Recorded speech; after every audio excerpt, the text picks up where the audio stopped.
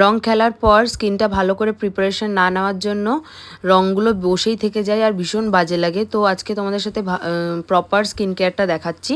তো প্রথমেই লাভ আর্থের আমি হাইলোরনিক অ্যাসিড টোনার ইউজ করেছি, ডোলোপের জেল ময়েশ্চারাইজার, আর বেশি বেশি করে সানস্ক্রিন অ্যাপ্লাই করেছি। আমার ডার্ক সার্কেলগুলো না কিছুতেই যাচ্ছে না। তোমরা যদি কিছু রেমেডি জেনে থাকো বা কোনো প্রোডাক্ট জেনে থাকো অবশ্যই আমাকে কমেন্টে জানিও। তো আর দেন আমি আজকে হালকার উপর একটু মেকআপ করেছি। তো কোনো ফাউন্ডেশন ইউজ করিনি, রিকর্ডের কনসিলার আর ফরএভার 52 ক্রিম ব্লাশ ইউজ করেছি, দিয়ে ভালো করে ব্লেন্ড করে নিয়েছি। আর ওই ক্রিম ব্লাশটাই একটু চোখের ওপরেও দিয়ে দিয়েছি। আর ইনসাইড কসমেটিক্সের লুজ পাউডার, ইভা কসমেটিক্সের মাস্কারা আর lip and cheek tint use করেছি আজকে আমি, আর থ্রিদামের দেন ম্যাকের ফিক্সার দিয়ে পুরো মেকআপটাকে ফিক্স করে দিয়েছি। ব্যাস এই হলো আমার মেকআপ লুক। আর এই রকম করে স্কিন প্রিপারেশন আর মেকআপ করলে তোমাদের কোনো রং স্কিনে বসবে না।